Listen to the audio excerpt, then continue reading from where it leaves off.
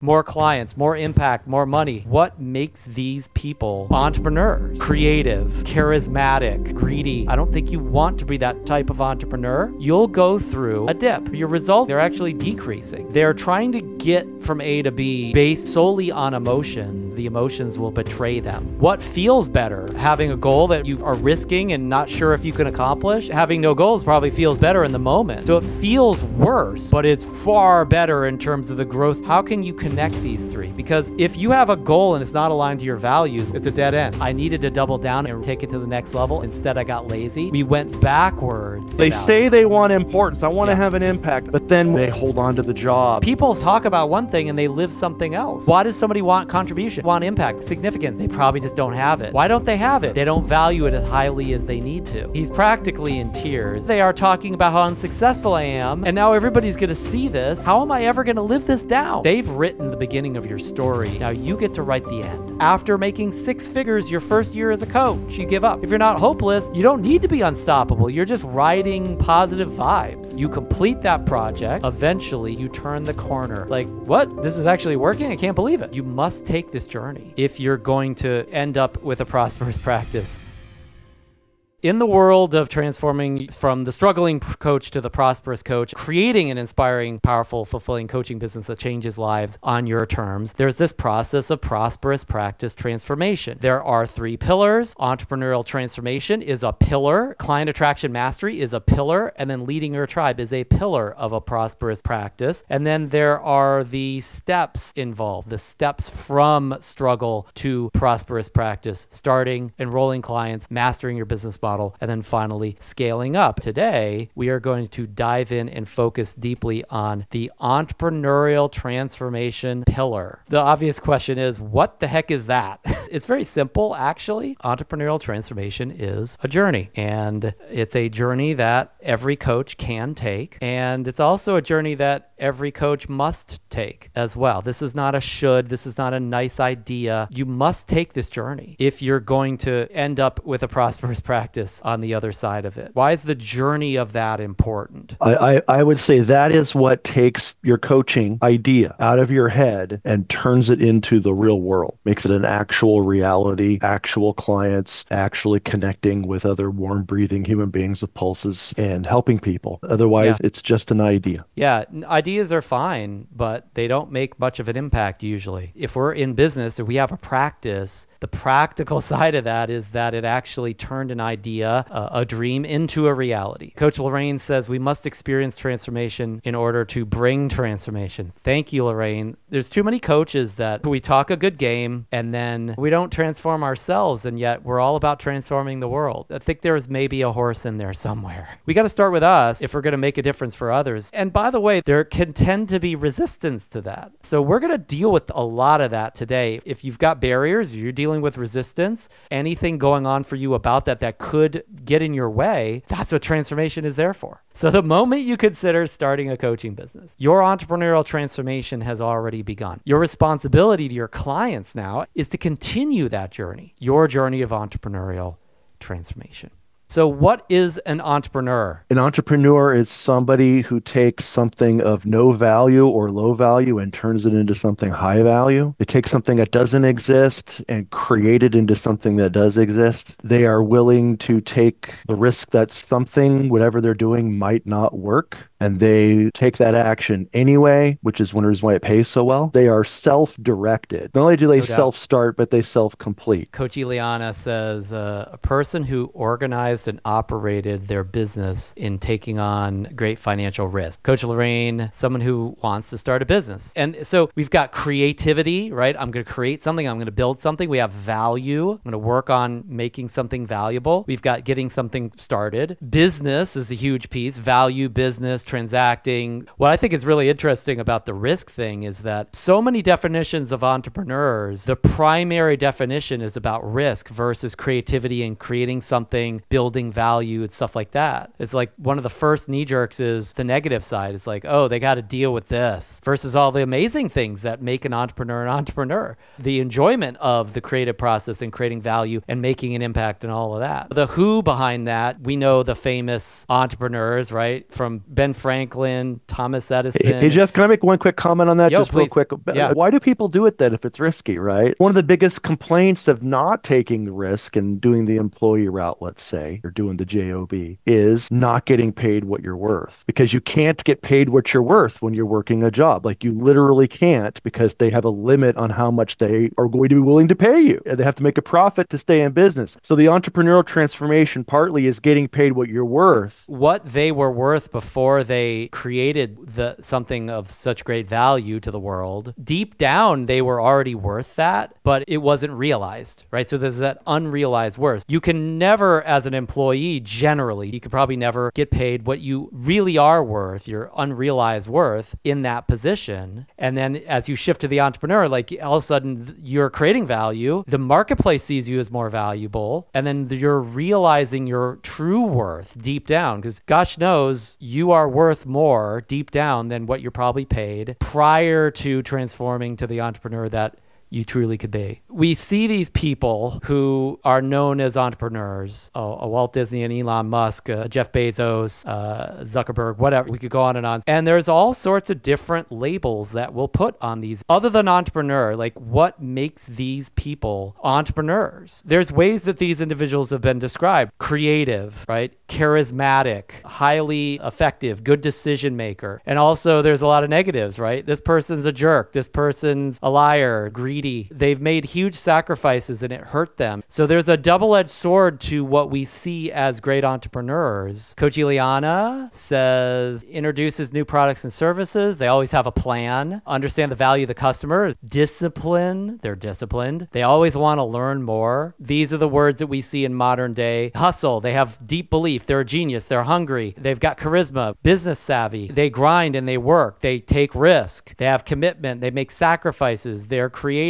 So one of the more famous entrepreneurs in present day that has brought up entrepreneurship as a massive theme, famous media personality Gary Vaynerchuk. The reason why I'm sharing him today is 20 years ago on the left is what you saw with Gary. Now, obviously, it was 20 years of aging that went into it as well. But I think there's plenty of scenarios where 15, 20 years would not have produced the man that we now see before us on the right. That doesn't just come from years. You know, that comes from a lot of the negative experiences that come with the territory of being great entrepreneurs. The hustle, the time, the sacrifice, the commitment, the lack of life balance, all of that. And I think Gary is a great example of great entrepreneurship. He's also a good example of a warning of what happens to someone who is a great entrepreneur, the double-edged sword that comes with the price that someone like that tends to pay. And so as coaches, most of us also value life balance. We value our well-being. We value more than just being an entrepreneur, and we can still value that as well. But I would wager that this is probably not your outcome, is to be this guy. What we're not doing is tell you how to be like this guy, tell you how to be like all those other pictures of the great entrepreneurs, tell you who you should be or how you should act or all the skills you should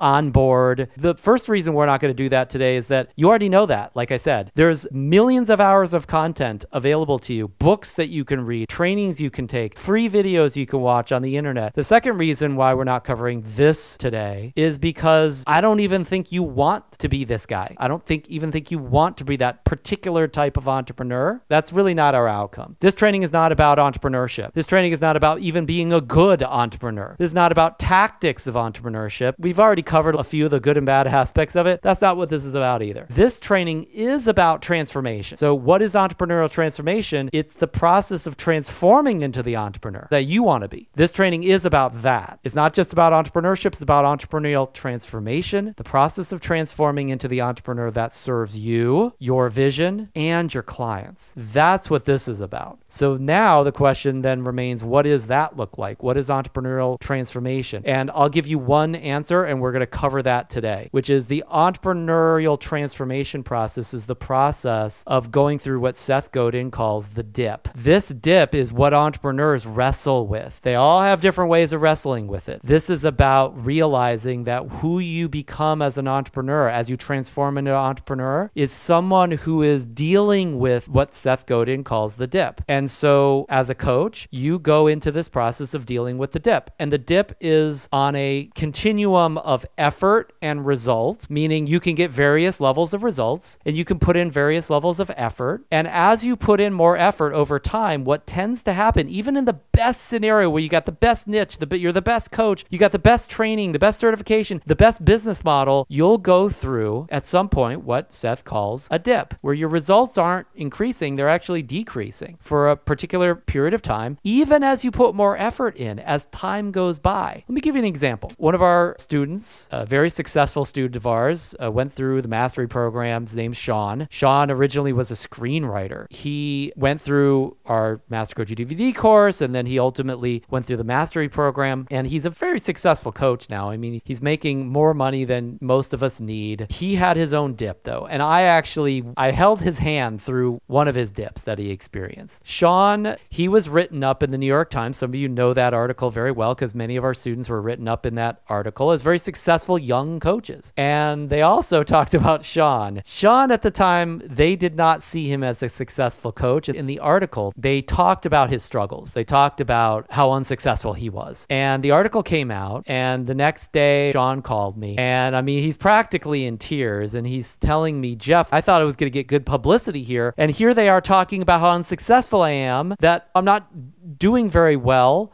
And now everybody's going to see this. And this is not just not helping me, it's probably going to hurt me. Jeff, how am I ever going to live this down? And he was really distressed. And it's understandable. It did not put him in a super positive light. And he was struggling at the time.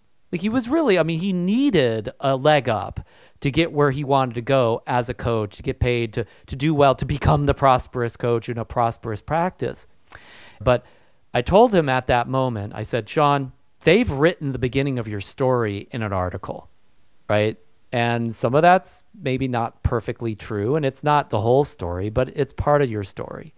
They wrote the beginning of your story. Now you get to write the end. The question is not whether that story has come out now. I think it was 2012, whenever it came out. That's already written. You get to write to the rest of your story. So where are you going to go from here?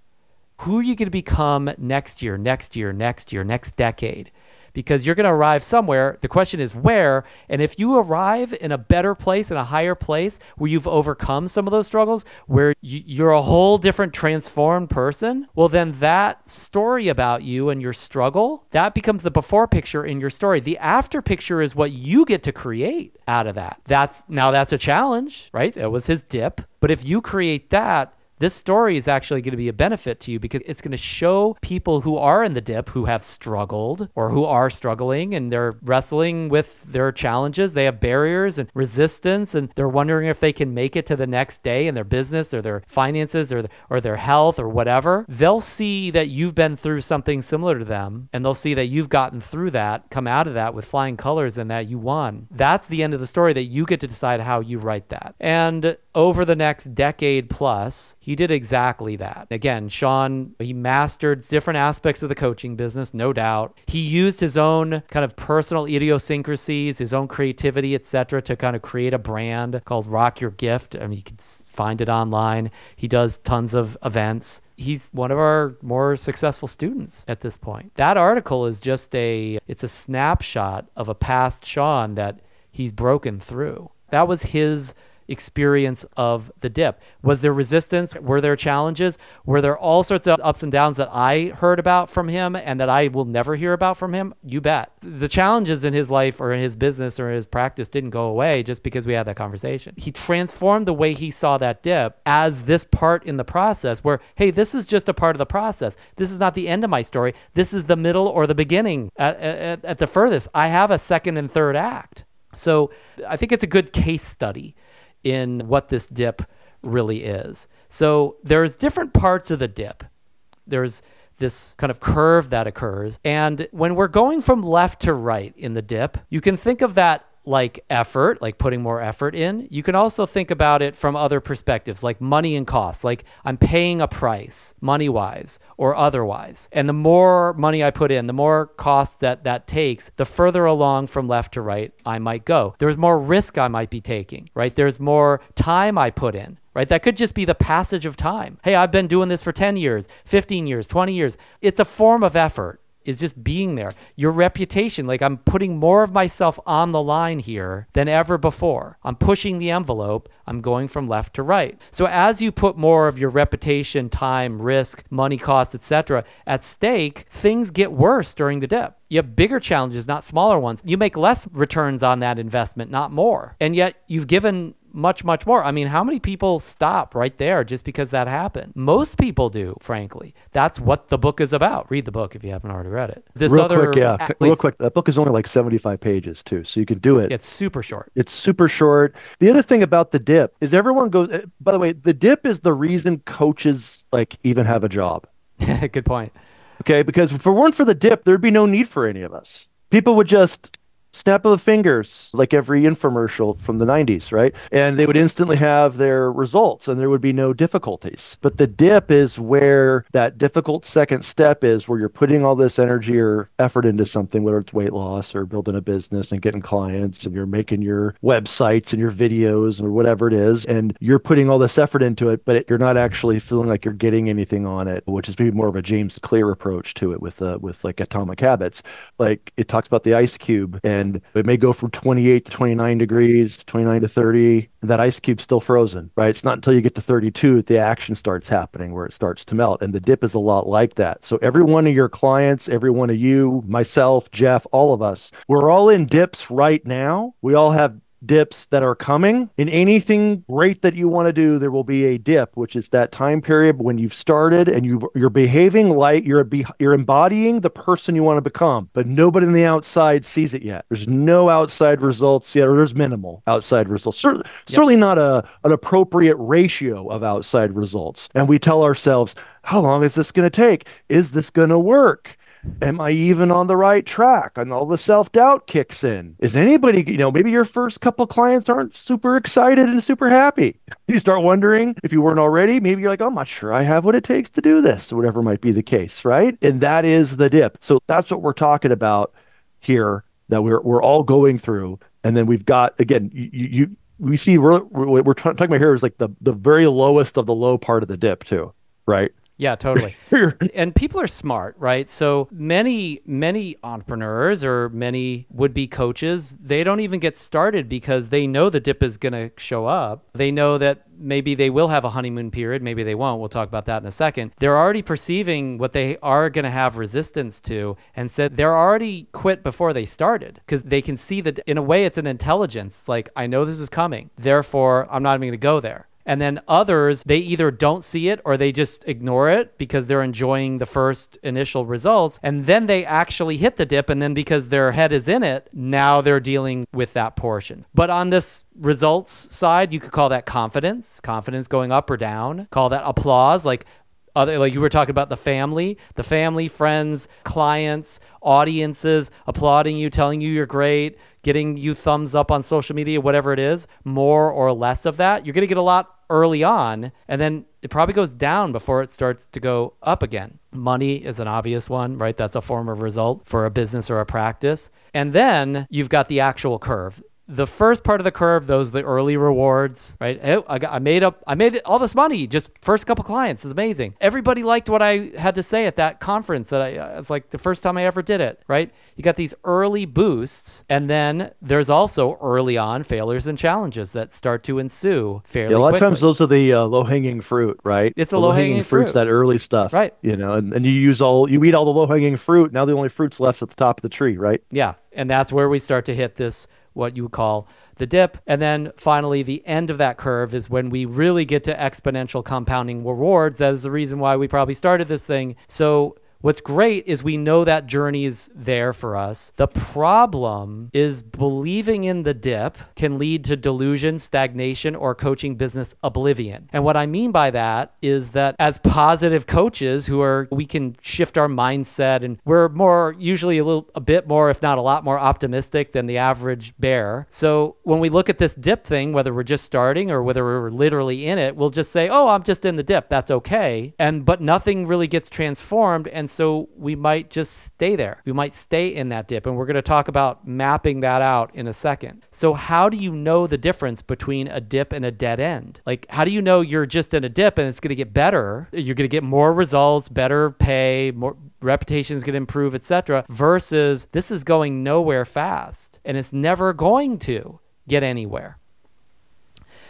And I'll give you some pictures to map this out. So we know the dip curve now. We just defined and talked about that. But there are 3 curves that Seth talks about in the book. The first one is the dip. The next one is what he calls the CUL-DE-SAC. And then the third one is what he calls the cliff. And these are actual business scenarios that you could be in the micro or the macro. So first, the dip, we've already talked about this. It's the tough period in that curve that comes after an initial period of progress. Growth slows down, challenges increase, and enthusiasm goes down, enthusiasm wanes. That's why entrepreneurs are needed. That's why coaches are needed, because they're wrestling with that. They're willing to go there. They're willing to fight that battle. However, whatever their style is. The cul-de-sac is where no amount of hard work will lead to success. Effort, it's not just not translating right now. It will never translate. It just won't translate into improvement or breakthroughs. It's not going to happen. It's never going to happen. And so the cul-de-sac, you're bouncing along the bottom and you're really never going anywhere.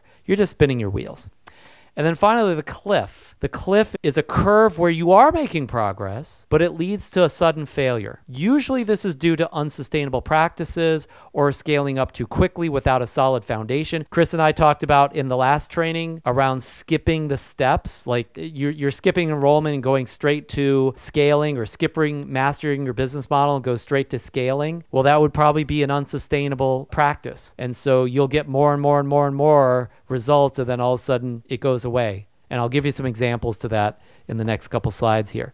But these are 3 different situations, and you want to really get good at recognizing when you're in a dip that's worth pushing through, where it's predictable that you're going to get through it and that things are going to get better and that you're going to be able to get to that exponential curve, that hockey stick growth that you want, whatever that means to you, versus a cul-de-sac, a dead end, or heading towards a cliff. So pushing through the dip is very valuable when it leads to becoming the best in the world at what you do, the impact, achievements, or money that you want to make, whatever your outcome is. And this is important. I mean, we talk about this reward side. Rewards are different for different coaches. Effort is different for different coaches. For you, it might be more about time, or it might be more about money. For you, the rewards might be more about impact versus income, right? Or it might be a combination of the two. Like, we all have our own discriminatory vision for what this is supposed to be for us. You've got your own personalized approach to what you're after and what point A and point B is. You've got to size up your own dip. You've got to think about it like assessing your own dip through the eyes of your achievements and outcomes and the price that is needed in order to achieve those things. That's the effort and the reward, right? What's your reward versus what everybody else says the reward should be? What's your effort that is going to be the price that you need to pay that is going to make it work? And then you got to ask, is the reward worth that effort? Because that's when we know whether you're in your own dip or you're going elsewhere. You're in a cul-de-sac or a cliff. So examples of a cliff would be, and these are strategic examples. An example of a cliff would be a coach that says, I'll just coach friends and family, right? Okay, I just talked to my brother and I can coach my brother. And then I just talked to my friend and I can coach them. And I talked to this person, I can coach them, right? For many coaches, that's a cliff because they really need 20 clients or 10,000 a month or something. And they're going to run out of friends and family before they hit the results, the rewards that they want. And so they're making progress. All of a sudden, where are the clients? Like, I don't have any more clients. I don't have any more friends and family I can enroll. And the ones I did enroll, like, some of them are quitting coaching because they've been in it for a year or 2 or 3 months or whatever. That is a cliff. I remember Hal Elrod, one of probably our most famous student, author of The Miracle Morning, called me a year after he took our trainings, telling me about a cliff that he experienced. He said, I don't have any clients. They've all quit. He had a mass exodus of clients. And what we discovered, it wasn't friends and family, but it was actually the second scenario. I get all my clients from one business, because Hal was a CUL-DE-SAC, a vector marketing representative. He was a part of that culture, and he could do keynotes and speak in front of that group. And so he went and did a couple keynotes for that group, and they all signed up. All the people that were in the audience signed up for coaching with Hal because Hal was such an achiever and he had done so well at CUL-DE-SAC. And he had burned through the opportunity there. He had burned through the goodwill there. He had burned through the clients that were the low-hanging fruit, as Chris said, there. And he had gotten all the clients from that. And he had a very good client base. And then most of them left because many clients have a shelf life, right? I mean, they're not going to usually stay in coaching with just one coach forever. And so a year or so after that, their agreements had run out and he had a cliff. By the way, that cliff that he ran into in the coming couple years transformed ultimately, because he tried to resurrect that cliff a couple times, and he did. Because he's a great salesperson, very inspiring person, great speaker. He resurrected it a couple times, but ultimately the cliff was inevitable because his business model was unsustainable. And that was actually the impetus for his Miracle Morning book, because he talked to John Berghoff and he was down in the dumps. It was very, very at a low point in his business. He was at the bottom of his cliff curve. And John told him, when's the last time you went out and got some exercise? When's the last time you put on an audio for personal growth and just listened to it? And Hal had forgotten those practices or never done them. And so John motivated him to get off his butt and start doing Miracle Morning, right? Journaling, meditation, exercise, all these basics, right? He got him back to the basics, right? Miracle Morning savers are basics. And he started doing this and it got his head out of the dumps, and he started sharing it over social media, and he was no longer hitting that cliff of I get all my clients from one business. These are risky, if not unsustainable cliffs that are the epitome of many coaching business, unfortunately. Any other ideas of various forms of cliffs in the coaching business? Any other examples briefly before we move on to CUL-DE-SACS? A common one would be any kinds of groups of people that maybe are in need of a lot of high maintenance. So what ends up happening is you're not charging very much. They're blowing up your phone all the time. They can't make any decisions without talking to the coach first. You are helping them through like lots of details all the time. You become a crutch almost. And then a lot of times you burn out. And probably the only reason why that's a cliff rather than a cul-de-sac is the coach's perception. Because if we're measuring it in terms of a business, they probably never had any growth in those scenarios. But the coach might feel growth because it's like, wow, I've got all these people that more and more people need me, more and more clients, more and more activity, because many coaches mistake activity for growth, right? Or that's what growth is to them, so it is a cliff for them, and then ultimately that's unsustainable, so they fall off the cliff due to finances or something else. Yeah, great point. Anything else? Coach Paco says, doing work for the clients beyond the coaching. Yeah, so it's probably unsustainable. You could get more clients if you're willing to help them in their businesses or help them like take extra time with them, but eventually you're going to run out of time. You're probably going to burn out, or there's going to be some inefficiency in that business model and it's unsustainable. Like doing everything it takes to help the clients that you have, but ultimately that business model is not going to make sense for your outcome, thus the cliff. Really great point. So CUL-DE-SACS. So one of my favorites is that the perpetual student cul-de-sac. I just need to keep doing trainings and then I'll be ready. It's always getting ready to get ready. That goes nowhere, right? More and more effort on getting more and more training and more certifications doesn't translate to more rewards, even when the coach thinks that's the case. And then the other one, if I keep coaching for free, eventually I'll get paid. And we know that's not true for most coaches most of the time. That becomes a cul-de-sac if any of the rewards need to include income. It's almost guaranteed you're never going to get any income from that philosophy. Any other cul-de-sacs, i.e. dead ends, wheel spinning, that we see coaches do or that you've done as a coach and realize it's not going anywhere? Yeah, I see. That's a very common cul-de-sac, is being driven by emotions and doing everything based on kind of how you feel. So you're winging it all the time. So there's no process for a discovery session. There's no process for the day. You mentioned Miracle Morning, right? There's no process for anything. It's really kind of just a loop of a person's habits and just the way they tend to react to Right. things. So a lot of coaches are in that mode where they literally are reacting to everything because they resist some systems. They resist some structures there because it doesn't feel exciting. It feels like, oh, this is going to be kind of boring and Yeah. I'm not going to have as much freedom as I So might like a want purely to do. emotionally driven approach, most emotions lead us to cul-de-sacs because most But emotions I feel like showing up today. Yeah, the most emotions are there to regulate the status quo. I don't have a graphed out here. I had 4 survival needs up there a couple days ago, but it's like just to meet your survival needs of significance and love and connection and certainty and variety usually keeps you where you are. Because most of that's about protecting how you currently meet your needs, the status quo, and then however else you might meet your needs creates an uncertainty, so then you throw that one out. So most coaches and humans, they're trying to get from A to B based solely on emotions. Usually somewhere along those lines, the emotions will betray them. They might have a nice start, but its chances are a cul-de-sac rather than anything else. Yeah, really great point. I think Paco said something similar. Yeah, not implementing systems, not hiring support staff, just missing key elements of the business that are required just to make growth possible.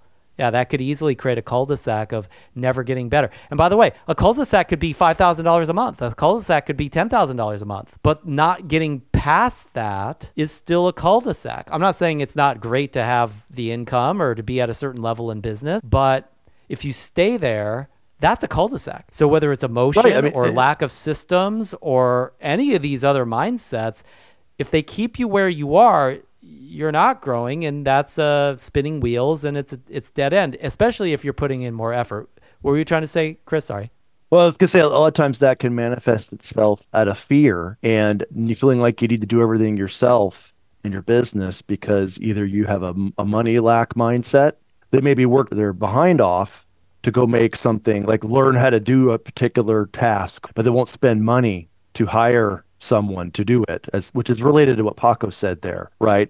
It's a lot of times they get caught in that because either the control aspect of it, no one else can do it right, I got to do it. So the thing is, our coaching business is our baby. It can be challenging in that entrepreneurial transformation part to let go, just like letting your 4-year-old go to school or 3-year-old or whatever, go to preschool. It can be hard a little bit to hand that off to somebody else and say, you're going to be here for the day and everything's going to be okay. Yeah, and I think that translates back to the emotional piece of how running your business solely on emotion is going to lead to a cul-de-sac usually because of the very DNA of the way emotions manifest in most humans at the end of the day. So really great point. I have another one that I think might be real relevant for people, and that is really looking at their business model to see if the kind of coaching they do will allow for the financial growth that they really want to get to. And what I mean by that is there's a lot of coaches that maybe work on minor irritations or things like getting a job maybe, or getting their resume together, or handling a confidence piece in a certain area. But there's no elevation of that to a more advanced, more difficult, more valuable problem. So you get a lot of those, maybe they run a back office or something for businesses or something like that. And they realize as they get into it that they really they get low paying clients. And there's lots of little things like that where a coach just picks the wrong problem to solve with their coaching services. And it doesn't allow them the gap to really get to, as you mentioned, a 10,000 a month or something like that, because they pick too elementary of a problem. Yeah, very good point. That's a cul-de-sac, picking a niche or a problem. Just like you said, it's like just dealing with your debt or dealing with like one emotion or dealing with one aspect of relationships. And it's like, if that's you as a coach, if you're just that one thing, then in 2 to 5 sessions, your work is done, and that can create great limitation depending on the other aspects of how many clients you can get, what you can charge. That may not add up to a real dip curve that leads you where you'd like to go financially, which is really coming full circle to what you just brought up. Yeah, very good point. So to move into this expeditiously, to make the most of our time here, here's some examples of dip curves, because dip curves, there's a real positive future with a dip curve. We want that dip curve, even though there is a portion of that that feels like the desert. Here's two examples, and then we'll circle back to what you already have available to you that can provide these curves to you strategically. I'll build my internet coaching client machine, and then I'm going to run ads to it. That is a dip curve where the rewards will be greater the more effort you put in eventually.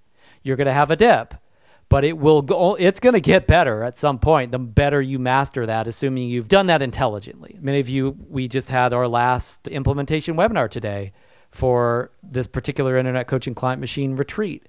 Wherever you are in your dip there, that's phenomenal, because chances are you're not on a cliff, and chances are you're not in a cul-de-sac either. That's not a dead end. That's got real upside to it. Another example is I'm going to master joint ventures, speaking, and events to fill my calendar.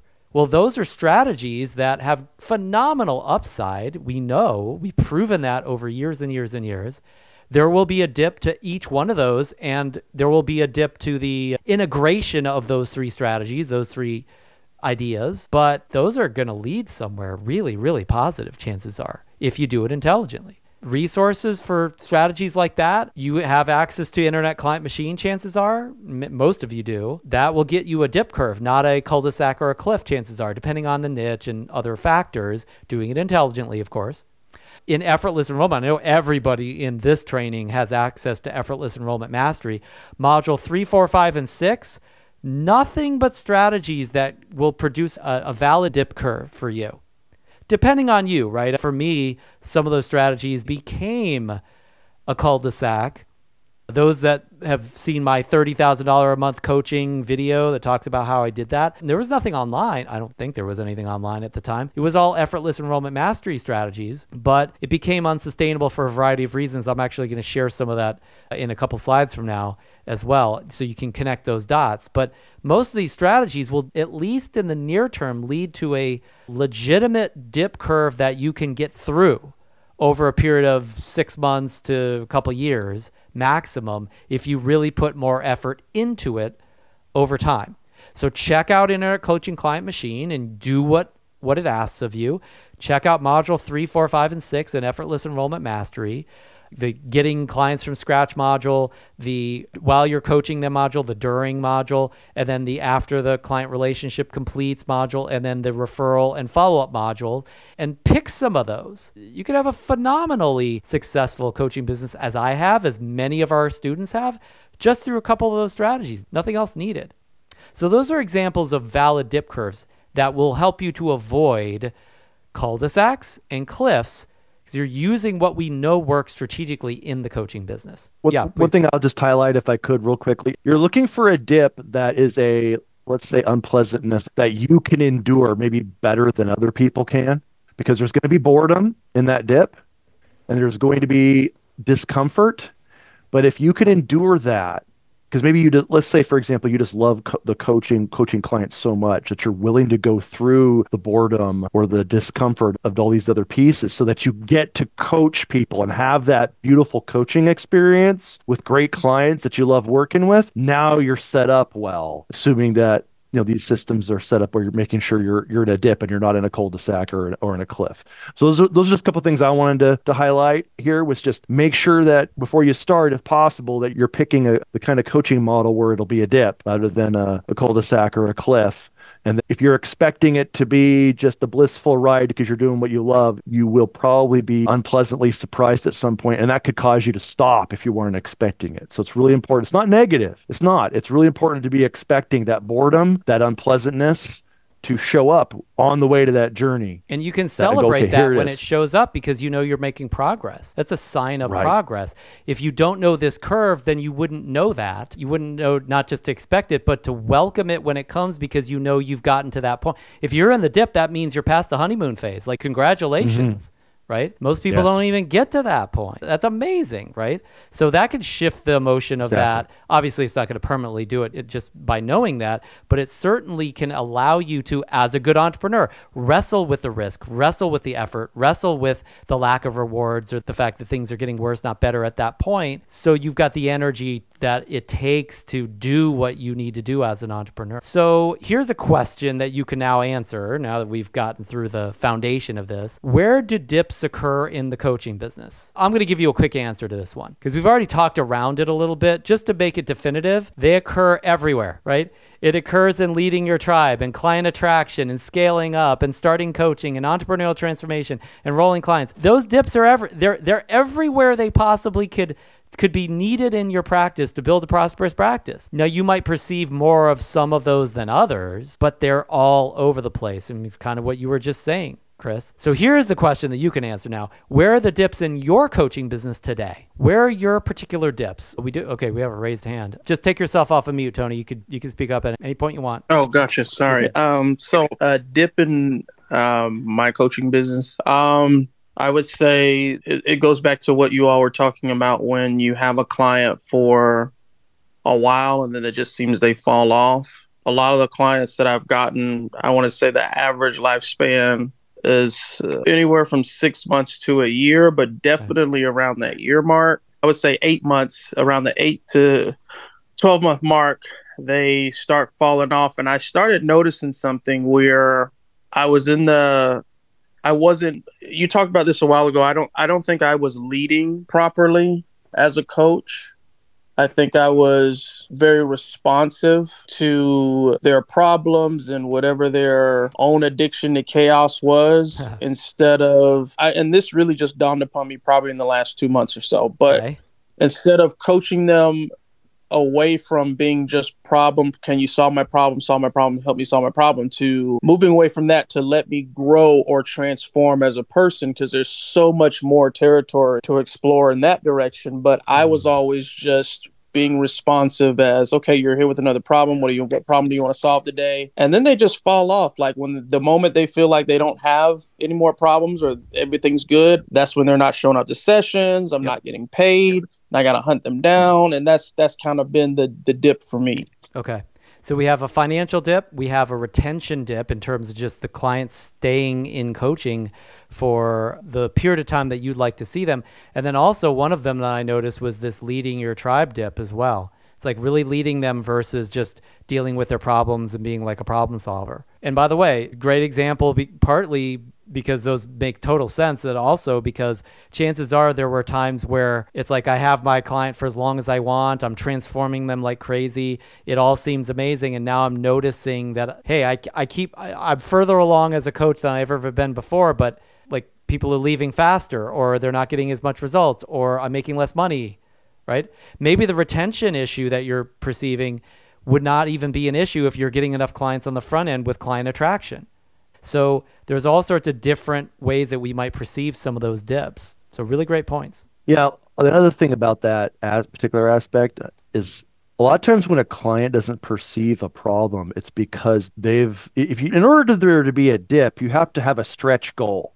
Right? There has to be something that's beyond their comfort zone, not so far that it's unachievable or they believe it's unachievable, then they won't even try. But it's got to be far enough outside their zone that they don't have it yet, and it's not easy to solve it yet. So even in this conversation, if we're looking at this and we're saying, I'm not sure where my dips are, that may be one reason why we're not experiencing dips, is because we aren't thinking big enough. We aren't stretching our coaching business income or product or whatever that aspect of our business is. We haven't stretched it yet far enough to be out of the comfort zone into, is that what you would really want if you could? Because what a lot of times happens is we go for those realistic ones, or our clients go for those realistic ones. Well, realistically, I'd like to have, this or that. Okay, but would you like to have more or better, or what would be the ideal if you could? Whatever that might be, to stretch them just that little bit. Again, if we're talking to somebody that's making $50,000 a year or something, we're probably not going to have their stretch goal be $150 million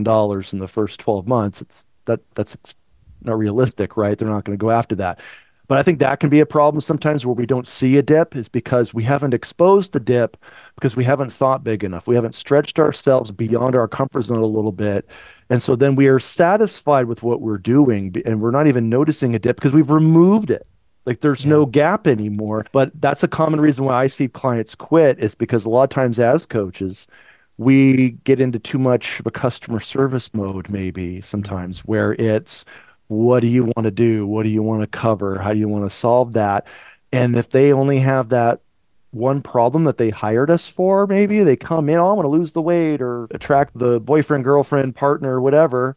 And then they get that and they're like, I'm good now. So it's really stretching them on a quarterly basis, whatever it might be, stretching them beyond into that next phase. And again, they can decline it, right? Like they might be like, no, I don't want to go there. I don't want to grow in that area. I want to stay there. I'm happy. And there may be another area that they may want to grow in. But that's something that I've noticed myself having had that same challenge that Tony had, certainly early in my practice until I really got focused on that, where I recognized I was constantly trying to stretch clients beyond what they're already thinking. And then now they have a reason to stay in the coaching because the ceiling is being raised. Because so many people just don't even go after those things because they aren't presented to them as possible. But the more they grow, the more they transform, well, now their perspective is different because they can see that they're literally on the top of the mountain compared to where they were in the desert valley below. Now they're at the top of the mountain. Well, now they can see what else is possible for them. So it helps us to reset the expectations sometimes with the client. And then that can help them out oftentimes to get past that, let's say, boredom piece or I've accomplished all I need to piece and continue to go on to the next journey. Because they're not, we're not done and they're not done most of the time, right? They just maybe haven't reconsidered it. So by the way, that having no goal or having no goal that has any teeth to it, being the basis for not experiencing or having a dip that you currently are in, that's far worse than being in a dip because you're not going anywhere. I don't want to call it a cul-de-sac because that would assume an intention to go somewhere. But if you don't even have any intention at all to go anywhere, then yeah, you don't have a dip because there's no curve. Right? That's a lack of a curve entirely. There is no possibility that you're creating for yourself, at least. And then it's questionable as to how much you could lead your tribe, like you were saying, Chris. However, what feels better, being in a dip for having a goal that you really care about, that you are risking and not sure if you can accomplish, or not having any real goals and just kind of like letting what be? Having no goals probably feels better in the moment, right? So it feels worse to be in a dip or to perceive the dip of something you're now committing to, but it's far better in terms of the growth that you're creating based upon your own desire. More clients, more impact, more money. It's like that's better, but it doesn't necessarily feel better when you're in the dip or when you're thinking about that dip. So that comes back to emotions. Like you said, Chris, if the whole thing is based upon just how you're feeling, well, you won't even have a goal. We don't even have to have this conversation because you're just going to do what feels comfortable or whatever. And then that's going to take you out of any curve that will lead you anywhere other than nowhere. So yeah, if you're not seeing any dips, you don't have any answer to that question, like maybe that's why. And that, by the way, is a really great thing to see because like we said, you're on the entrepreneurial journey anyway. You're in the conversation already. It's just a question of where are you? And maybe part of your journey is I haven't even set a goal. I haven't even created what I want. I haven't even really committed or decided anything. I'm just kind of thinking about it. Where that, by the way, if I just have to, do I have my highlighter still? If I have to draw it, if I can do so, that would be like right here. You're right at the beginning. Am I right? Yeah, you're right at the beginning of the beginning of the beginning of the beginning. And the reason why you probably don't perceive a dip is that you haven't really made a commitment that would bring you to that initial honeymoon period anyway. You really haven't even started, but you're still on that curve somewhere. I would call it not even being on the curve, but it's like the beginning of the beginning of the beginning. It's like you're just at the apex of that, or just at the, yeah, please. I think that's a big challenge for a lot of coaches when they have the idea of going into starting their coaching business, but maybe they like their job or they're relatively comfortable with their life and they're coming from this place of I'm the answers person. I'm the one helping others. A lot of times these are the people that maybe are in a place where they seem to be doing pretty well in their life, but they don't grow their coaching business because of the fact that they are getting a lot of their needs met in that job role or authority, some organization they belong to or whatever that might be. Making progress, and then they never have a dip. Making progress would actually look like going downhill, which is the dip that they are perceiving, which is why they wouldn't even engage. That's why they're in no man's land. They're in the gray zone, basically. Once again, is that on this curve? Yes. Is it right? It's right at the beginning before anything really happens. That's why I said at the beginning of this training, it's like you're already on the journey of entrepreneurial transformation. The moment you consider a coaching business, you don't have to commit. Yes. You're just thinking about it, right? And then again, there's ways out of that curve, and we're going to show you exactly what that looks like for coaches in a couple minutes. Really great. Yeah, okay, and that's so huge. That's so huge, though, because that tells you, if you're thinking about starting a coaching business, that tells you that you have something you're dissatisfied with in your life. Yeah, that's why you would even imagine it in the first place. That's why you'd even ask the question. Yeah. Right. So there's a dip there somewhere. We just got to find it. Yeah, you just don't know where it is. And by the way, again, not only is there a dip there somewhere, but there's also a goal there somewhere. There's an achievement. There's a win. There's an inspirational, like, why I would get on that road in the first place there too. There's the hard part in the desert, and then there's the top of the mountain. There's the peak. They're both there, and you may not even realize either of them yet. But there, again, it's a double-edged sword. You're going to experience both on that journey. We've gotten a few answers from Tony, and then a few ideas as well. So write those down if you haven't already. And be on the lookout for cul-de-sacs or cliffs. Dips are good things, again, even though they don't feel good. Cul-de-sacs or cliffs, not so good, right? They're unsustainable or overly risky, and they're ultimately going to lead to lack of any rewards. The cul-de-sac is the most obvious version of that. So let's talk about that. The cul-de-sac is stagnation. It's a dead end. You're obviously going nowhere. That's what I like about a cul-de-sac is, like, you know it when you see it, because it's been years and years and years. You've been putting more and more and more effort in, and you're getting the same or worse results. That's a cul-de-sac. It's futile. It's hope versus measurable progress. You're spinning your wheels. Any effort you put in does not change the outcome. If that's where you're at, you're in some type of cul-de-sac in some aspect of your practice and some aspect of your journey, if not the entire thing. We got to be real about that and look at that very closely. I have trouble with that because as an optimist, I'm like, oh, no, it's never a cul-de-sac. It's always just a dip, right? I mean, that's why, it's part of why I mentioned that, is because I know some of you share that optimism, and the optimists are the ones that die in prison. Right? They're the ones that are like, if you read Good to Great, which if you haven't, you got to, we'll be out by Christmas. They're thinking about getting out. It's all going to work out. And then when it doesn't work out at that moment, they lose all hope. And then the whole thing goes to pot. So that's a cul-de-sac. That's just a more detailed impression of it. The cliff is more seductive. It's harder to identify. And by the way, the likelihood that you'll identify a real cliff when you're truly on a cliff is actually pretty low. There are some of the most successful businesses, some of the most high-powered CEOs and executives on the planet have been on cliffs and had either no clue they're on a cliff or were not willing to be honest about it, recognize it, and do something about it in some way, shape, or form. These are the Blockbuster videos, right? The Kodaks of the world. There's plenty more where that came from, where they had some kind of unsustainable or flawed business model. And it's something that for whatever reason, they didn't realize it. They didn't see it. They weren't willing to look there for whatever reason.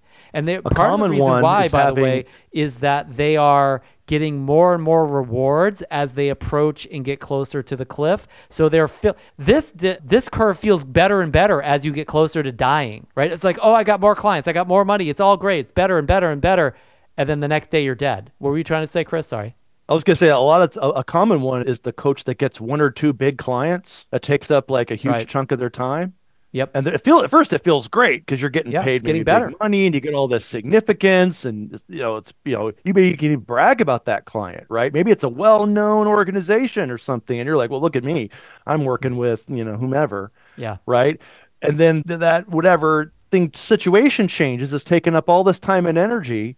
It's a de facto job, oftentimes, essentially, because you end up spending all your time with them, right? And then that relationship ends, and then you're starting all over again. Yep, there's a cliff right there. For many coaches, they'll perceive that. It's a classic consultative cliff. Consultants have a job, they're very happy, everything's going great, and then the job ends, and then they are back to zero, right? This is not a unique experience. So for looking for cliffs, to the best of your ability, notice what's weak, risky, or unsustainable. Get into the details of that. Where are you scaling too fast or moving too fast or getting ahead of yourself or the business or practices? What seems promising may not be that promising, right? It seems promising, and so there's signs of success or growth, but you could be seduced into overinvesting time, money, people, resources of whatever sort, and then all of a sudden you're sucked in and you're going over Niagara Falls. And sometimes this can be defined by a single point of failure. Like Chris and I were talking about earlier, or just a second ago, one client, one specific niche that I have to get all the clients from this one source, right? Some black box that becomes a bottleneck. Like, okay, everything has to go through this particular team member or this particular strategy. And as soon as that strategy doesn't work, like nothing will work. So it better work, right? That might be over stressing one linchpin of your business that is ultimately way too risky or unsustainable or flawed. So that's just a little bit deeper detail around potential cliffs.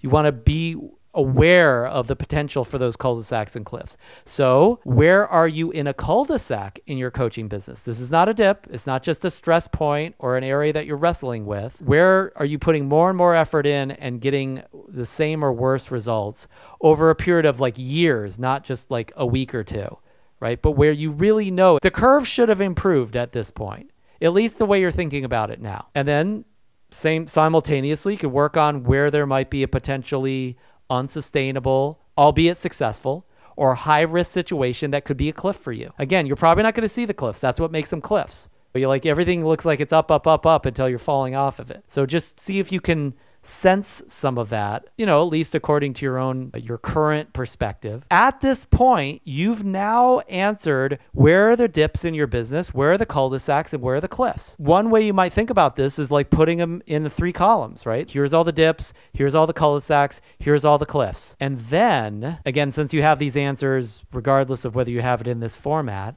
there's some things we can do with that information. First of all, one of the common questions before we get into actually what you can do, are cul-de-sacs and cliffs always a lost cause? You just perceived a cul-de-sac or a cliff.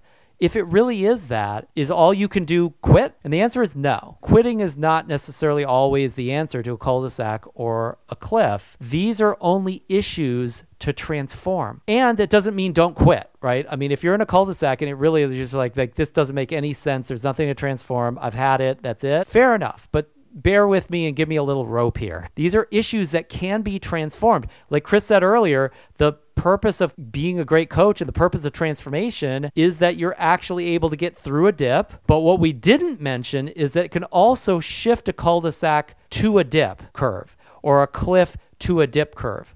That absolutely is possible. So let's look at some examples of how that might happen or some methods through which you could do that. So think about like you're the wizard now and you as a great coach can coach yourself. You can imagine all sorts of different creative possibilities. So with the right wizardry, so to speak, could you transform a cliff into a dip? Could you transform a cul-de-sac into a dip? And so I'll just call this, for lack of a better description, curve wizardry. You're the wizard that transforms these curves to dips that actually have upside now. And so there's 3 kinds of curve wizardry that I'm going to present to you here. And there's a lot of different tactics that you could use. So I'm just going to run through these briefly. It's just for thinking about it. And as you're hearing me share these things, what I'm going to ask you to do is look at your columns, look at your dips and cliffs and cul-de-sacs, and how some of these might address shifting one of those into a dip, or even helping you accelerate your way through the dip, for that matter. So the first type of curve wizardry is perception and perspective wizardry. One man's cliff is another's dip. Shifting your perspective from which you see that curve could change the curve just unto itself, right? Different perspective, different curve. So let go. Quit what doesn't work and see it as a pivot instead of a failure or a loss. Maybe you just have to stop that particular approach. That doesn't mean you quit your business. That doesn't mean you're not going to make the impact that you want to make. Maybe there's just another way to do it that you need time for. You got to take that time from something. Stop doing what doesn't work, start doing something else. But it's hard to let go, and so letting go might be the actual process. Like, wow, I could let that go. I could let that cul-de-sac go. It's okay. There's always tomorrow, and I'll put my time towards something even better. Cul-de-sacs and cliffs for a human that wants to grow are just preparing them for the next dip curve so that they can truly create the reality that they deserve. Letting go might be a part of that process. Reframe success in a way that allows you to continue. Meaning, if, let's say, your cul-de-sac is $3,000 a month in income, and you coach a certain type of person and you have a certain business model, and for years you've been working on it and you're not going anywhere, maybe you reframe success from, instead of $10,000 a month, to, hey, I'm making a difference for people and I'm planning and plotting my next move that will make me that kind of money. But right now, success is continuing the process. Success is survival maybe for you at this point. That changes a cul-de-sac into a potential dip. That transforms a curve, at least from perspective's sake. Change your time frame, right? Like if your plan was, I got to do this in 3 years, and it's like 3 years, you're barely scratching the surface of who you need to become. Maybe it's not 3 years. Maybe it's 30 years. Maybe it's a decade. Tony Robbins' famous quote, people massively overestimate what they could do in a year.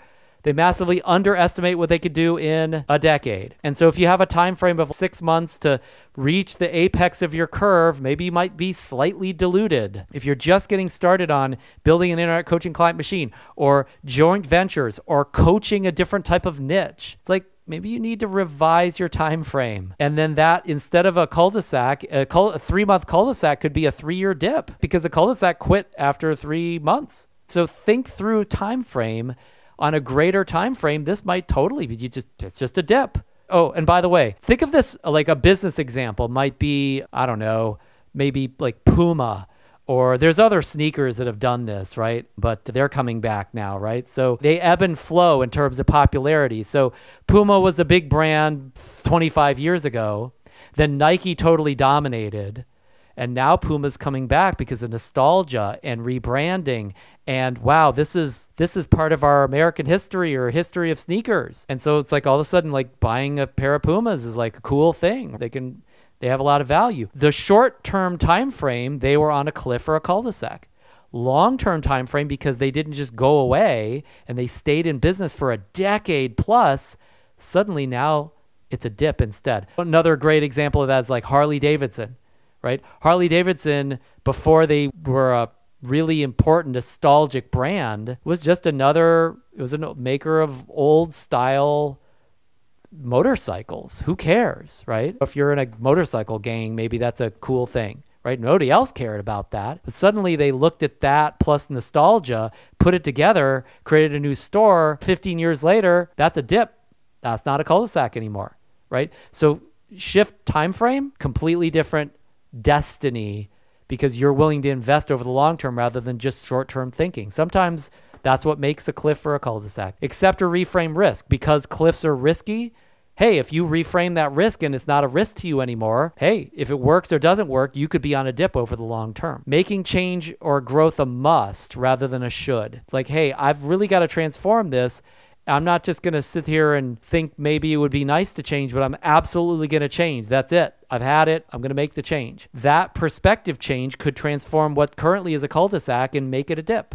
Recognize the potential for change and growth. Any of these create growth. It's just a question of where is it going ultimately, and is it going in the direction that you want it to go in. Next, second out of 3 types of curve wizardry is strategic wizardry. This is where it really gets into business mechanics. Strategy is all about how, as we've talked about in strategy immersion training, those of you that have been through mastery. Quit the how, not the what. Transforming lives, making an impact on the world, maybe that's your what, but the how might be a specific niche or a specific business model or a specific enrollment process. Maybe you got to stop that. Maybe that's your cul-de-sac, not the actual outcome that you want. So change the how, that transforms the curve. Change the strategy, the team, who are you working with, right? Who are your clients? Change the method, change the leverage. What kind of leverage are you using? Are you using debt? Are you using media as a lever to reach more people or to enroll people? Are you using automation processes? Are you using AI as a lever? What is the leverage you're using? That's a strategic game changer right there. You add a certain strategic approach that you're not using currently, or you let go of one and go to another, you could be out of your cul-de-sac in no time. Redirect resources towards the best method, strategy, meaning, hey, I've got 5 different things I'm doing. one is working, the other four are just slowing me down, but it's habit for me to do all of it. Maybe you got to let go, as we talked about, and then reinvest all of your time, energy, money, etc. into the best method and strategy.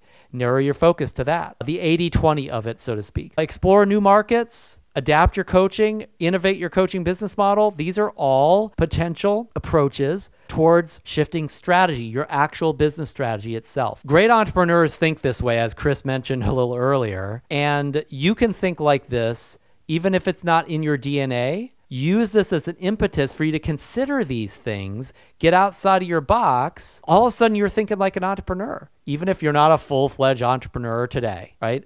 Third type of curve wizardry, impact wizardry. This is kind of similar to perception and perspective wizardry, but it's a little different. So it's redefining the impact of your quit or stick decision. So Seth's book is all about quitting versus sticking with something, persistence versus redirecting resources, right?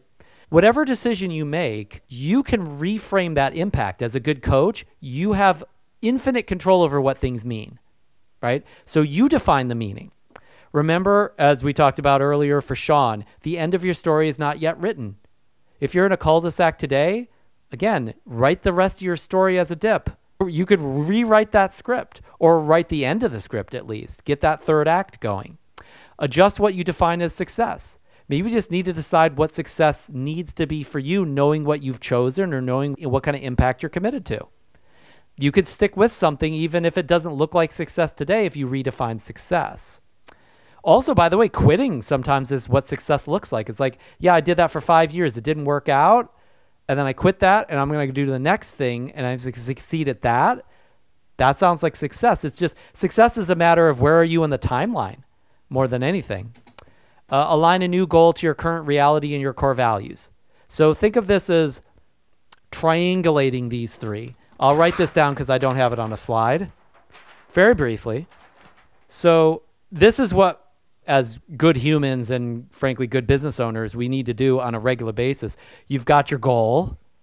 So just call that the goal. Let me get a little bit more light on this for you. Okay. So goal. And then you have, what's this? Your values. Like what's important to me, right? Where's my heart in this, right? So goals like a mechanical target. Values is, very, very different. It's more emotion, right? And then finally, that third area, what did I call that? Current reality.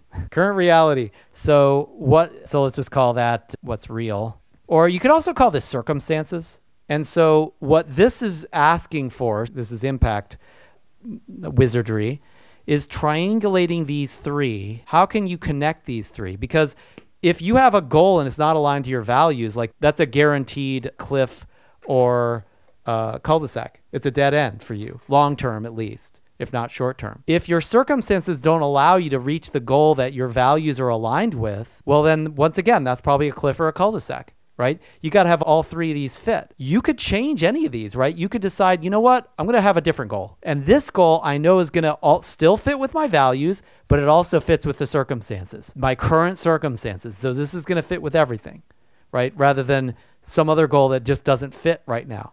Or you know what? My goal is legit. My circumstances, it's going to work, but my values don't fit with that. And I'm not giving it 100%. Maybe I need to change my values. You can actually alter what's important to you and transform that. We have an entire process in Module 1 of Effortless Enrollment Mastery that literally teaches you how to do this from the inside out. Totally works. Right? You might just need to make an adjustment with values. But strategically speaking, if these don't fit, eventually it's going to fall apart. It is going to fall apart eventually. So you've got to triangulate these three sometimes in order to really hit the nail on the head in terms of your impact and finding a curve that actually works. All right, so that's just a little bit of a conceptual map of that one. Okay, back to the slides. Change the outcome to a more doable one that will produce the same or similar impact. Lots of different goals could actually achieve the impact that you deeply value, that you really care about. I'll give you a couple examples of curve wizardry that I've actually done in my history in my coaching business, just off the cuff here. So in 2002, I was chasing past clients for money. That was a cul-de-sac. It wasn't even a cliff. It was more of a cul-de-sac. I had like 1 or 2 clients from that. It wasn't going anywhere. And by the way, what happened was I was employed by Tony Robbins as a coach. I had, 30 past clients from that particular interaction, that particular relationship. And so the first thing I did when I stepped into my own coaching business was call those guys and sign them up for coaching. But it's like, that's unsustainable. At best, it's a cliff, right? And I experienced that, of course, and it wasn't going to get me anywhere. So I had to, over a period of years, be a good curve wizard and shift that experience into using speaking and joint ventures. And that tripled my paying clients right there. It was no longer a cul-de-sac. Now I was in a dip, or getting through a dip for that matter. So I shifted the strategy, that was strategic wizardry, and had a different outcome over just a period of a couple years. This one is one I've shared before. 2008, I was doing great in my coaching business, and then the real estate crisis showed up. I went broke coaching the real estate industry. That ended up being a cliff for me. By the way, for other coaches in the same industry, it was just a dip because they stuck it out. But for me, it's like, I'm not committed to this industry. Why am I even here? And so that was my cliff. And over a period of a couple years, I pivoted to working with you guys online, using online as a leverage point. And that became a dip that completely transformed my destiny, my future, and my business, and my impact, and all of the above. So those are just some examples of how I've actually had to implement some curve wizardry over a period of time. And by the way, quick note, because coaching is so niche non-specific and outcome non-specific, meaning that coaching is a Swiss Army knife, like it could do anything for almost anybody, right? Because of that, you have infinite flexibility to transform the curve in your coaching business, because making an impact, I meet too many coaches that are like, I work with this particular client for this reason, and I only talk about this. It's like, that's pretty narrow and it's pretty constraining, and you've created a tiny little box for yourself to make an impact and make a difference for people. It's like, really? Do you really need to be that wonky? You need to be that myopic about how you help people? Could you broaden that a little bit maybe? And the answer is always yes. And then obviously people have a hard time letting go, but you could help anybody, anytime, anywhere with coaching. You could help them in infinitely different ways. Right? So as long as it fits your triangulation, or you re-triangulate, you reprogram your values, or you rehash your goal, or change your circumstances, you could transform your curve. You could always do something in the coaching business that's going to go quite well, even with whatever your impact goal might be. It's just a matter of shifting strategy. Now, when do you quit? We haven't talked about that very much yet. Couple different ways to look at this. When you've given 100%, along with enough time to give the strategy a chance to succeed. So you got to put in the amount of time that it takes. You got to give 100%. If you haven't done that yet, you can't quit, because you really don't know that you're not in a dip. You might just be in a dip, and you're just elongating that dip by not giving 100% or not giving it the time that it really takes for that strategy actually to play out. Obviously, there's some variables in that, but hopefully you get the broad strokes of it. Also, you should quit when you're Real clearly quick, in a Jeff, cutoff. like, I want to, Yes. quick. That is the case most of the time, from my experience in looking at people. Oh, yeah, totally. It's like And 9 out of 10 times. I really want to highlight this. I didn't mean to interrupt you, but I really No, want to highlight thank you for this that. Yeah, I totally agree. For those two reasons. One, and a lot of people don't give 100% because of this whole mindset thing again, that if I don't give 100%, well, then I didn't really fail, which goes back to the emotions thing we were talking about earlier. Sure. That keeps popping back Yeah, up. yeah. But there's two things you mentioned I want to reiterate. One is you didn't give it 100%. You didn't give it enough chance to succeed, so you don't know. So if you give it 100% long enough, then it could succeed and you're out of the dip. Or if you give it 100% and you give it enough time and you don't succeed, then you know it's not the dip, it's a cliff or a cul-de-sac. Yep. And then now you can get out of it. But until you give the 100% for enough time, you're stuck in it. Yeah. You can't even, if you quit, you didn't get the value from that experience, because the only value, assuming it really is a cliff or a cul-de-sac, at least if you give it a chance to succeed, now you know what that looks like. You've learned a valuable lesson, and now you can make a shift. You can go deeper. But if you just walk away because it emotionally wasn't nice for you, it's that's one other thing on that real quickly, is that happens to a lot of coaches, is they don't give it 100% long enough. and then they get discouraged and they stop coaching, but then they circle back to it. It keeps tapping them on the shoulder Yeah. because they know they never really gave it their all long enough to make it work, and they know it. Yeah. So then they come back to it. So I'm not saying it happens to every coach, but it happens to a lot. It's more So, like, typical than it is not typical, right. no doubt. So if you know that it's tapping you on the shoulder and you know you're going to come back to it anyway, just do the 100% for long enough so at least you can get an answer. And then if you do leave coaching and decide it's not for you, okay, great. Well, now you have peace with that decision. You've decided, by the way, I have peace with that. Yeah, totally. And maybe your dip, if you're wrestling with that, is whatever you have to go through to get to 100% and give it the time. For many coaches, time is their biggest dip. It's like, I just don't have time for that right now. Well, okay, well, what are you going to do about that? Like, that's your goal is not to achieve coaching greatness. Your apex is get to the point where I have the time to give 100% and give this strategy a chance. Like that. Yeah, I actually had a client do that. We had this conversation with a client a couple of years ago. I remember her, and she was like, hey, I got this job and they really need me. And we came up with a strategy together that she could go to the job and she could say, hey, can I go and move from an employee to a consultant and work less hours? And she ended up doing that. She ended up getting them to approve it. So she still had some income from that, let's call it a cul-de-sac of the job in her particular case, right? And the time issue. Well, now she had income and she's still from that same space, but now it was no longer a cul-de-sac because she just freed up 20 hours a week or whatever it was. Now that income is contributing to her getting through a dip curve that she really cares about, that she's passionate about, that fits for her values, and she revised her circumstances. Yeah, that's a really good example. She wouldn't have used her wizardry. She wouldn't have used your curve wizardry we talked about earlier. She never would have even thought of that as a possibility to go and say, hey, let's restructure our relationship because it's still mutually beneficial for us, but it no longer works for me exactly as is. And now everybody wins. Yep. Absolutely. That's phenomenal. Really, really great example. So second reason to quit or second time to quit is when you're clearly in a cul-de-sac, you're in a dead end. It's obvious that that's the case. Now, again, that could be a strategic cul-de-sac or could literally be like, I shouldn't even be here. Right? Okay, fair enough. You're in a cul-de-sac if that's the case. And then finally, when your values are misaligned to the goal. Now, again, I mentioned this a little, just 5 minutes ago. You can also change your values. You can align your values to the goal, or you can align the goal to your values, or both. You can work on shifting both of those. But if your values are misaligned to the goal, ultimately something's got to transform, or there's no reason to be a part of that because it's a cul-de-sac long term. And to wrap up today, this is the last area we're going to cover. What does entrepreneurial transformation look like for a coach?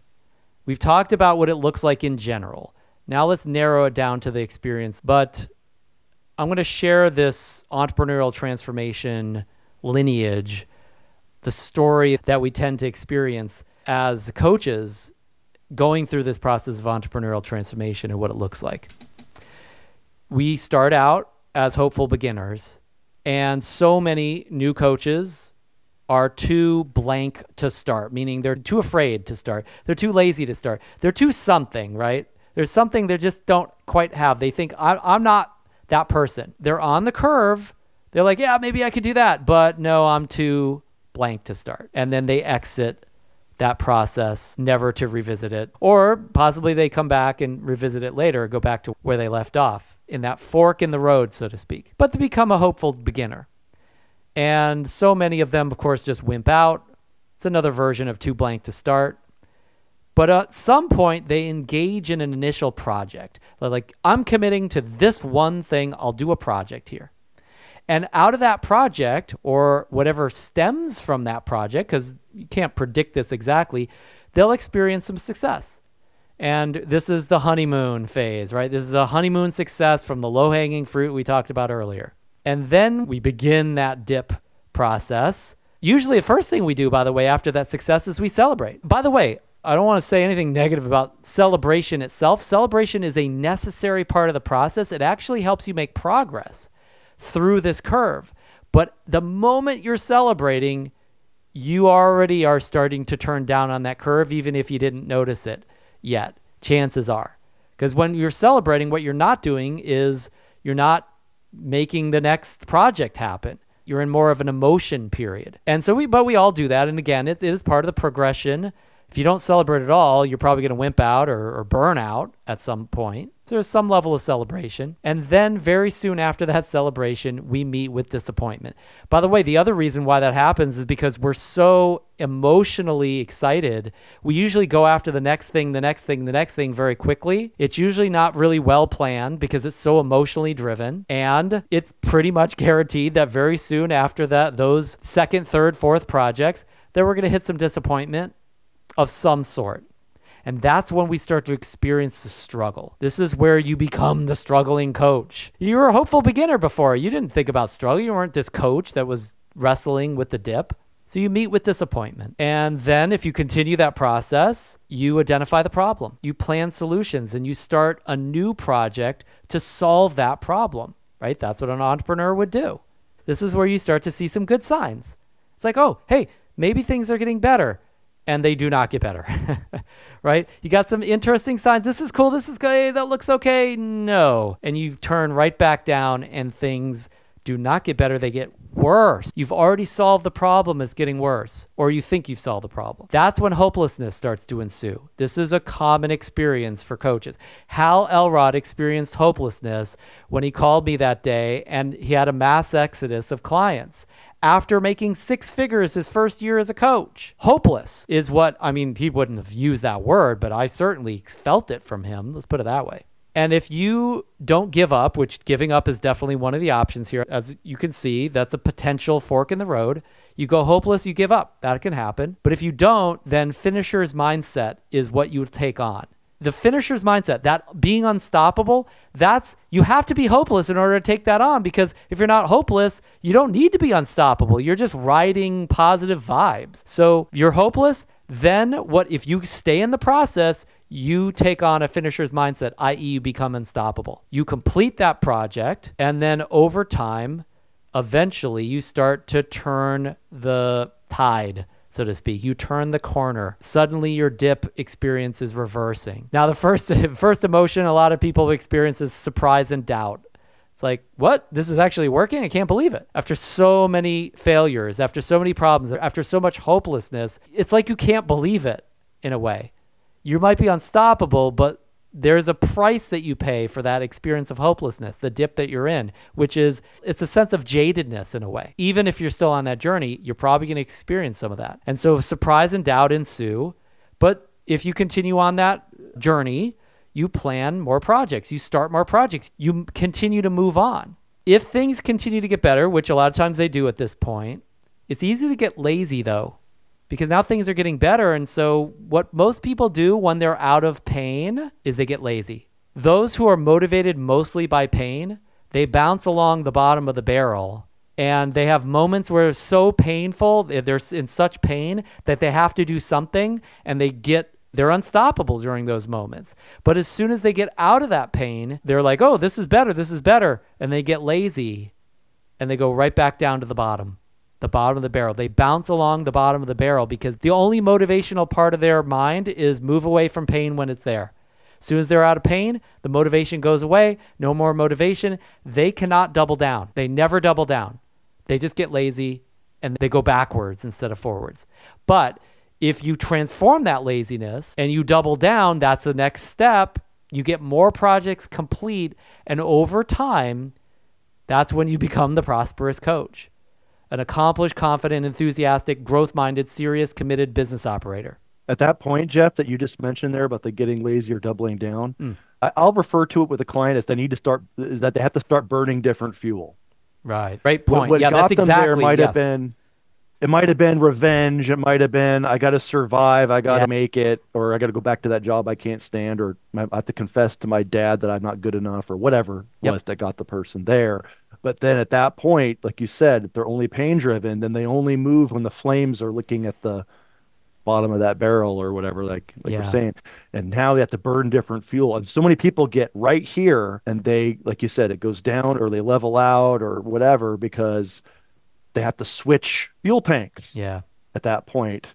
So I'm really glad the way you said that. Now they double down and now they move into out of that avoiding pain and they have to transform to a different way of being driven. And your default fuel going through this process, changing to a different fuel, a different motivation pattern, doubling down, doing more after all this going through the desert and suffering and suffering and suffering, that takes real energy and effort to shift that fuel source at that point. And that's why the get lazy piece is the exit down, because it's like, even then you can get lazy. By the way, I've literally done this in my business. I mean, we were doing really, really well, I don't know, like 7, 8 years ago. And I took Tim's automate, delegate, eliminate a little too far. And I said, I'm going to live the 4-hour work week. And I gave everything to my operations manager. I delegated everything to our team. And even all the content, like just everything. Obviously I was still leading programs, but it was like 1 day a week. And I just screwed around. I just wasted a lot of time. And I justified it with that philosophy. But what I was really doing was I needed to double down at that point and really take it to the next level. And instead I got lazy. And we're still suffering from that to this day to some extent, although I'm not getting lazy anymore. Yeah, I've transformed that. But we went backwards. We needed to identify the problem again, plan solutions, identify the problem, plan solutions to turn that corner for our business again. Because way back 7, 8 years ago, I got lazy for like 6 months. It's like that little bit was enough to take us out of the ultimate exponential curve that I could have seen at that point in my business. So transforming laziness will allow you to double down, shift the fuel, as you say, Chris, and that takes you to the next level. But it is a different paradigm, no doubt. Really great point. So throughout this process, there's two kind of never-ending aspects to this. The first one is at the bottom, which is the grind. The grind begins right after you're a hopeful beginner. The grind begins almost instantaneously because the novelty wears off quite quickly. Even before the honeymoon period, the novelty starts to wear off. And then it's a grind. And the grind lasts forever, ultimately. So there is that experience of grinding that occurs in the journey of entrepreneurial transformation and the journey of an entrepreneur. And then finally, there's this entrepreneurial mindset. Notice the entrepreneurial mindset never goes into the dip. There's always a part of the entrepreneur, if you really have transformed this, that's living above the low point that you're in if you're in the dip, right? Who's thinking beyond that. You're in winter, but you're thinking about summer still. You're thinking about who you need to be to get there. And you're continuing to up-level that over and over and over again, day after day, month after month, year after year, even when you're in the depths of hopelessness and we're grinding out projects and wanting to give up, but wanting to finish that project. There's an entrepreneurial mindset that carries you through this, that carries you to the prosperous coach, even as you are going through this dip as well. So that, the coach's version of entrepreneurial transformation, the journey that you go through. So first of all, where do you see yourself? And by the way, you might be in multiple points, but just pick one for now. Like, where are you? Are you a hopeful beginner? Have you gotten your honeymoon success? I mean, I know some of you have gotten to that point, definitely a couple times. Are you in hopelessness? Are you surprised and doubt something's working and now you're thinking, do I double down? Like, where are you in this dip, just overall in your business? Put a dot on that map. Put a pin where you think you are on this map. Now, find the immediate next step on the map. What's right after wherever you are? That's your action or that's what's coming up. If you completed your project, either you're going to be trying to break through giving up, or you're going to be experiencing surprise and doubt very soon on the upside. If you are in surprise and doubt, then what the next action for you is to plan and start more projects. So wherever you put in, like Tony, you said it's planning solutions and starting the projects. If you've already seen some good signs, you're about to become hopeless. Congratulations, right? If you haven't seen the good signs yet, you're probably going to start to see some really positive signs for a short period of time, right? And then hopelessness ensues of whatever sort. But what you're looking for here is, first of all, what might be coming up next, whether it's an action or not, or wherever you are, whatever you're fielding on this entrepreneurial transformation journey, what's the next action for you to take? If you've planned the solutions and started the project, regardless of what good signs and hopelessness you might be experiencing right now, the finisher's mindset and being unstoppable, that's probably your next action, is taking that on and having that drive your project completion. Make sense? So wherever you are, there's a next action. If you're in honeymoon success right now, hey, go celebrate, right? That's what's next for you, right? And if you're watching this or you're on the recording or something, and maybe you're in the hopeful beginner and you were too afraid to start or too, I don't know enough or whatever place you are, get that initial project going. Yes. And go make that initial project completed. Yeah, that's what brings you to the next level on your journey, right? You always know there's a next step. Really great. Just so you know, there are certainly some resources that you have available to you, probably, that address various parts of the curve, that address not the strategies alone, although we certainly have a lot of tactics for you here in the different programs that are available to you, but actually address transforming that part of the curve. So the hopeful beginner, there's Quick Start and the boot camp, right? Like that, if you really do those assignments and you take part in the boot camp next time the boot camp shows up, you can transform hopeful beginner and get your initial project done. We see tons of honeymoons happen as a result of Quick Start, right? So that's a huge resource that you have available to you. For when you're in the depths of the dip, Effortless Enrollment, Module 1 and 2. Module 1 is for mindset. That will help you to transform and deal with some of this being unstoppable and committing and those types of things. Then Module 2, Commitment and Leadership Mastery. That will definitely transform a big part of the commitment aspect of the DIP process as well. You probably need something out of those two modules to help keep the process going, if not actually transform it, take on the mindset shifts that are needed. There's all you probably really need to transform mindset and transform yourself as an entrepreneur, engage in the next step in entrepreneurial transformation, is in those two modules in Effortless Enrollment. Okay, so that said, that's where we are. Next training, I believe we're going to be working on client attraction mastery. We're going to continue through these pillars. And don't forget, this is a part of a process where you start, you enroll, you master your business model, and then ultimately you scale up. Knowing where you are in that process is really, really critical, because each one of those processes may present to you a dip. Jeff, real quick, I have a question that I don't know if you have an answer that you can share with anybody right now. I'm kind of putting you on the spot. Okay. But we talked many times about changing our values. For those that may be watching this recording, I'm not sure that they all know what that means. So if maybe you could give just a real quick example. For example, does that mean someone says, hey, money isn't important to me? Like, it's not about the money. Is that an example of, let's say they go build a billion-dollar business, that they would have to transform that value along the way to doing that? Or can you share a little bit about what that that means, transforming your value or changing your value? First of all, the first answer I'd offer is that go to Effortless Enrollment Mastery Module 1, Destiny Navigation, because that is every answer to any of those questions in triplicate.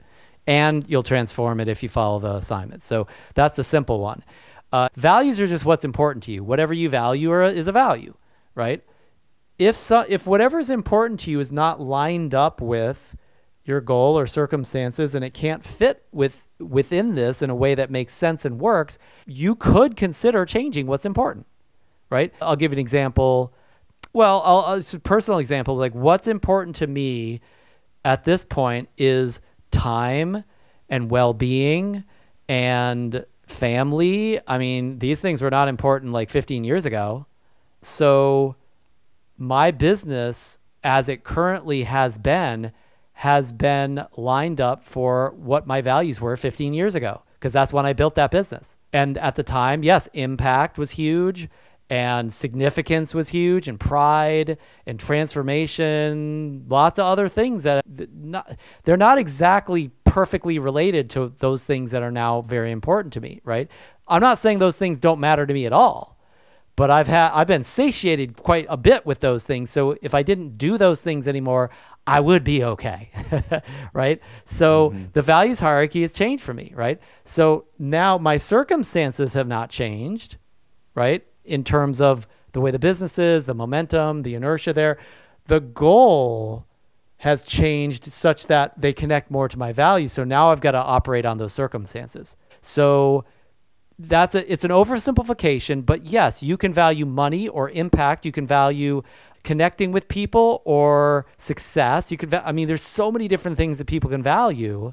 And so you want to think from a simplistic perspective first. Hey, what's my goal? Where am I in my circumstances as far as what I've got available to me to hit that goal? And then what's important about that goal to me? And then, did this all make sense in terms of it actually coming together to work? And if not, then how does it not make sense? Then from this perspective, then you can see what values fit or don't fit. For me, if we are going to continue to achieve the goals that we want to achieve, work-life balance for me, even though that's a huge value in terms of family and well-being, time, I can't value work-life balance as highly if we're going to achieve the goal, right? I just can't, at least in the next couple of years, right? I'm going to need to alter my values to something that fits the goal, or I can't have that goal in the way that I have it, right? Well, let me give you an example, because you're making me think of something that I see so often with coaches I talk to, and that is they value importance and significance. Or at least say they value importance or significance. Okay. Let's say that. They say it. I want to make an impact.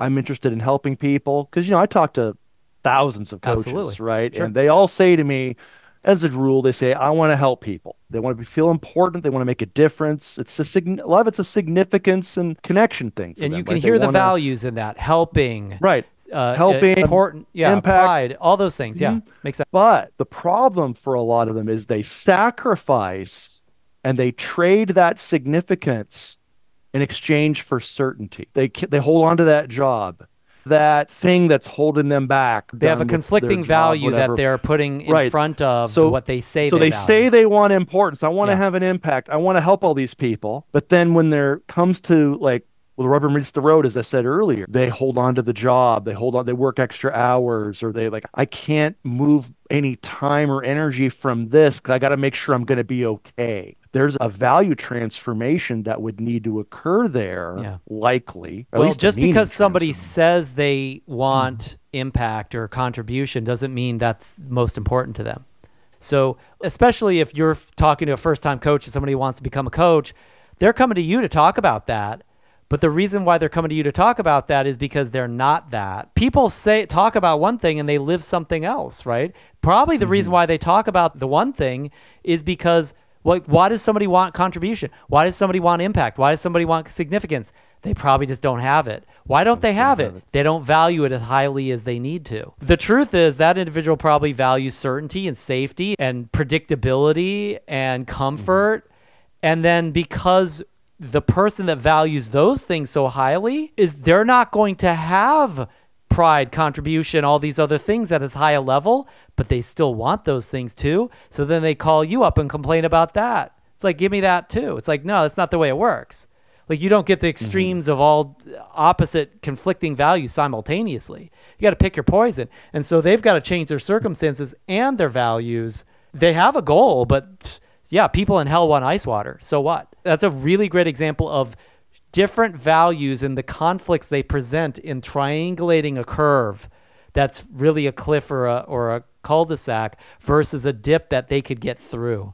In fact, part of what I'm doing when I'm coaching somebody like that is helping them to transform their deal, not just inside, but also on the outside, so that they can get to a workable curve where it's a solvable problem. The problem that they're presenting to you, which is, I want this, but I live like this, you can't solve that problem.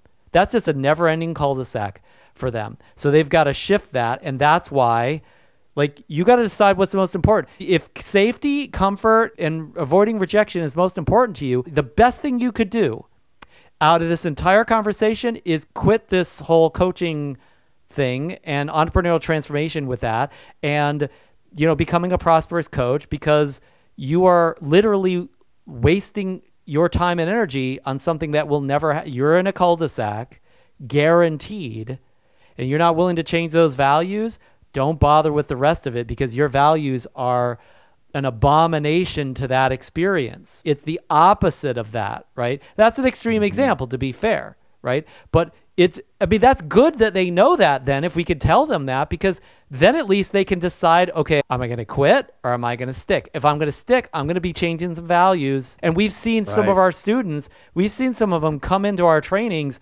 totally certainty driven, totally comfort driven. And some of them they just explode, they evaporate. And we know why, right? And then some of them stick with it and they take coaching and they make shifts and they come out the other side a whole different person. Whether or not they get exactly where they dreamed of in their coaching business, they end up with a different life because they shift these values. Values are your destiny, ultimately, because they formulate what do you even think about? What do you even focus on during the day? It's whatever's important to you. That's what you're going to look at. Your blind spots are all the stuff you don't give a shit about. Those are low values or values that don't exist for you. And then why would you make one decision versus another? Values. This is what's the most important, so I'm going to go left versus right. So every value that you have leads to a different destiny. That's why Destiny Navigation was created in Module 1. That's literally why I brought it up today, is because it is an underutilized resource. And yes, it takes 4 to 8 hours to actually get through it, but it's like, what's that compared to your ultimate life destiny? That's nothing. It's a blink of an eye. And many of us spent tens of thousands of dollars to learn that and do it for ourselves. If you've already got access to it, take advantage of that. Anything that I missed on that, or anything to follow up with in terms of explaining values and how that impacts us? I think that's a big conversation for a lot of, coaches in and outside of our ecosystem. Is the intention is great, right? I'm going to go and I'm going to do this and I'm going to do that. And then it comes down to, okay, it's Wednesday night, whatever, right? And the routines and the habits and the way they see the world, maybe the family is saying certain things and everyone's going one way and now you got to go the other because you're making this change. And they struggle with that navigation of how to actually operate according to the values that they're saying that are new, they're new values. They're saying this is my new life. My new life is I'm giving up my certainty of the job or whatever the boss, whatever the man tells me to do, and I'm going to go be free, and I'm going to go make a difference, and I'm going to go impact people, and I'm going to make what I'm worth, and I'm going to get that income number so that I can live that laptop lifestyle, and I get to make the rules, and I get to dictate my schedule, and I get to decide when I'm going to take my kids to whatever place instead of having to ask, for permission when I can go and do that, and all those things. And that's where I see this conversation is so critical, because it's not an easy conversation, right? Like you said, going through that is work to go through and inner game change. But the values, that's where that that's what I got from you there, was that's where that transformation of values can be really impactful for someone, is they have to literally evaluate that decision-making process and go, what are my new values that I'm going to use to guide my decision-making process? Because the certainty one that I've been when the rubber meets the road and it's time to decide what to do with my time, that certainty one, that's what's got me here to this conversation about I'm not happy. I'm not fulfilled. I got to shift my values. Instead of valuing certainty so much, now I got to really show that I'm valuing significance and connection and having a real impact. And by doing that, I get true certainty, because now I'm in charge of creating things like that entrepreneur side, rather than hoping someone will give me something for showing up at the, whatever the certainty was. So Tony asked, what's the name of that video again? It's not a video. It's an entire training inside of Module 1 of Effortless Enrollment Mastery, I believe, is what you're asking for. And so if you go to Module 1 of Effortless Enrollment, there is the second part of Effortless Enrollment is called Destiny Navigation. And there's a series of several videos that will take you through the process of assessing what your current values are, where your destiny lies as a result of that, and then also deciding what your new values hierarchy should be so that you achieve the goal that you really want to achieve. We talked about transformation today. That's transformation. When you shift what's important to you, you've transformed. And entrepreneurs value certain things, and then regular day job people value very different things. And then people who want to be entrepreneurs but really aren't, they value even other things, right? This is not simplistic. I mean, There's lots of different values hierarchy, and they all have an impact. So that's why we got to go through a multi-hour detailed process of assessing and transforming that. And if you're working with us in Synergy, work through that with your coach, because your coach can be an outside reality check as to what's the impact of your values as they currently stand that you probably didn't see. It's always good to get a second set of eyes on that and see where that's leading you, because it ain't leading to your goal unless you're already just with hyperspace speed moving towards your destiny. Chances are that's not happening, right? That's why we need to assess that. That's the way you could shift directions, is by shifting your values, because your values hierarchy is the navigational direction. That is true north for you. You're not conscious of it, but that's your unconscious autopilot taking you somewhere in your business, in your life, in your coaching, your impact on the world, no doubt.